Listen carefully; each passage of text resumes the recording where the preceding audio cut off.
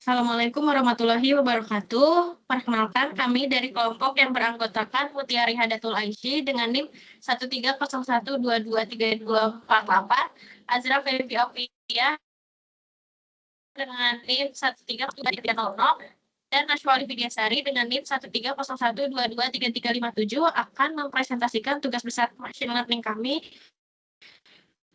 yaitu classification level menggunakan algoritma random forest. Yang pertama adalah pendahuluan. Dataset yang kami gunakan adalah dataset Student Mental Health Analysis yang bersumber dari Kaggle. Dataset ini berisi status kesehatan mental mereka selama era pembelajaran daring. Dataset ini terdiri dari 1000 baris dan 10 kolom yang mencakup rincian demografi, kebiasaan gaya hidup, dan indikator kesehatan mental. Beberapa contoh kolomnya adalah nama, gender, usia, education level, screen time, sleep duration, physical activity, stress level, anxious before exam, dan academic performance change. Baik. Tahapan pertama yang kita lakukan adalah import dataset dan juga library.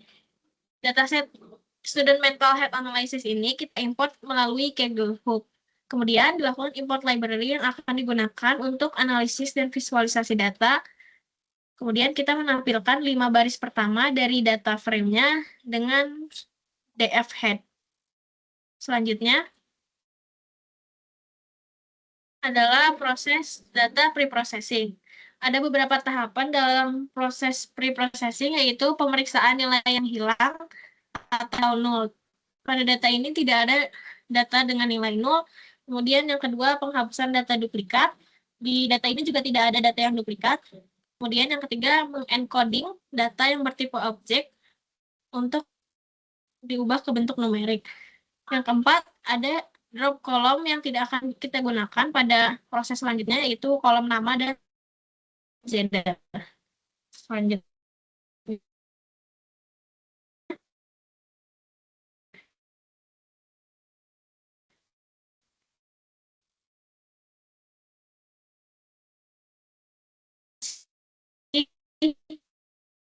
data preprocessing, kita menormalisasi data dengan standar scalar.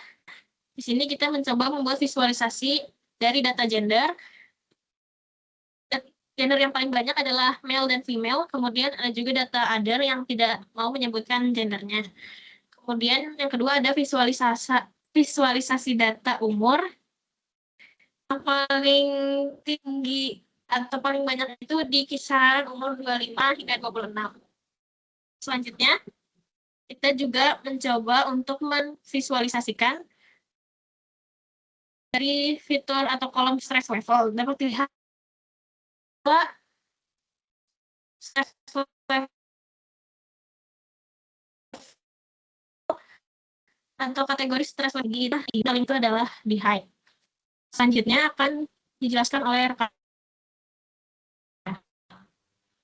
Baik, selanjutnya di sini saya akan menjelaskan mengenai pembangunan model baseline. Untuk yang pertama, dilakukan import library random forest classifier dan juga library untuk evaluasi yang mana menggunakan sklearn. Lalu di sini dilakukan pemisahan dataset fitur dan target. Nah, yang mana targetnya itu stress level. Maka dari itu semua fitur di semua kolom X itu akan di drop kecuali stress level, yang mana nanti si stress levelnya akan digunakan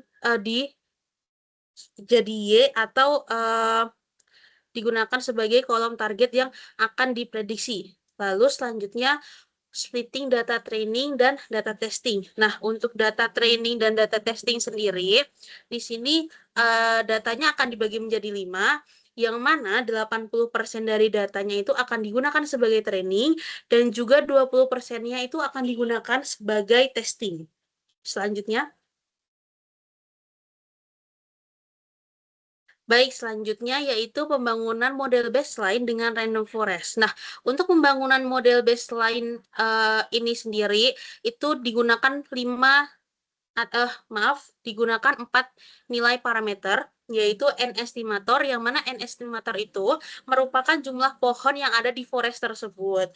Nah, untuk N-estimator sendiri digunakan ukurannya 100. Lalu, max depth-nya atau kedalaman si pohonnya itu ada di 16. Lalu ada juga random state-nya. Random state itu untuk melihat hasil yang sama setiap kali dijalankan. Itu kami menggunakan 42 dan juga njobs-nya itu -1. Nah, njob sendiri bertujuan untuk menggunakan semua core CPU, yang mana njob sendiri itu untuk paralelisasi gitu.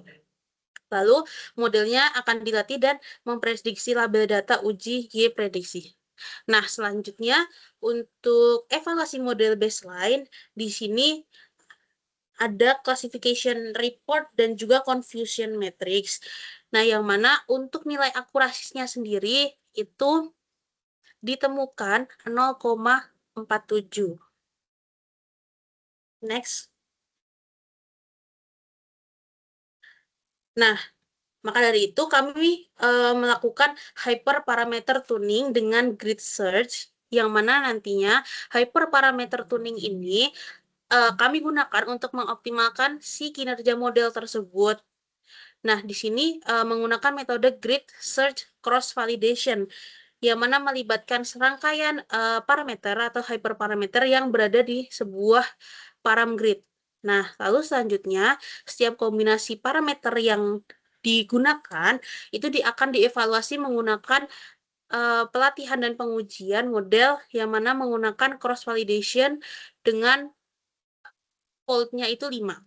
Lalu tujuan tuning sendiri seperti yang sudah disebutkan tadi itu untuk mengidentifikasi kombinasi hyperparameter yang memberikan kinerja untuk model terbaik. Jadi dengan parameter apa kita bisa menghasilkan, atau dengan parameter yang ini itu berapa untuk bisa menghasilkan model yang terbaik. Next. Nah, lalu masuk ke evaluasi dari grid search sendiri atau hasil dari hyperparameter tuning sendiri.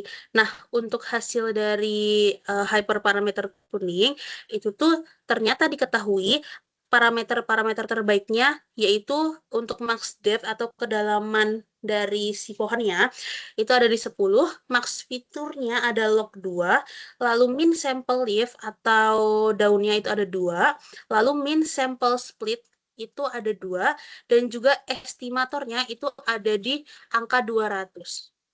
Baik, lalu selanjutnya akan dijelaskan oleh rekan saya. Baik, selanjutnya kami melakukan eksplorasi model dengan membangun 3 skema model. Untuk skema pertama, membangun model random forest menggunakan parameter dari hasil tuning. Sedangkan untuk skema kedua dan ketiga, parameter yang digunakan dengan memodifikasikan hasil tuning untuk mencari model terbaik lainnya. Nah, selanjutnya evaluasi setiap skema model dengan mengukur performa metrik evaluasi setiap skema seperti akurasi, precision, recall, dan F1 score. Lalu dibandingkan hasil dari evaluasi setiap model, maka didapatkan visualisasi dari skema 2 memiliki akurasi tertinggi yaitu 0,46, sedangkan sedikit lebih rendah dari model baseline sebesar 0,47. Tetapi perbedaannya tidak signifikan secara praktis. Lalu untuk skema 3 memiliki precision dan recall tertinggi, menandakan bahwa model ini lebih seimbang dalam mengidentifikasi kelas-kelas yang ada. Nah, skema 3 juga mencetak F1 score tertinggi yang menunjukkan keseimbangan antara precision dan recall yang lebih baik dibanding 2 skema lainnya dan baseline. Sehingga skema 3 menunjukkan kinerja yang paling konsisten dan seimbang di seluruh metrik, terutama dalam F1 score, yang lebih representatif dalam konteks klasifikasi dengan kelas tidak seimbang seperti ini.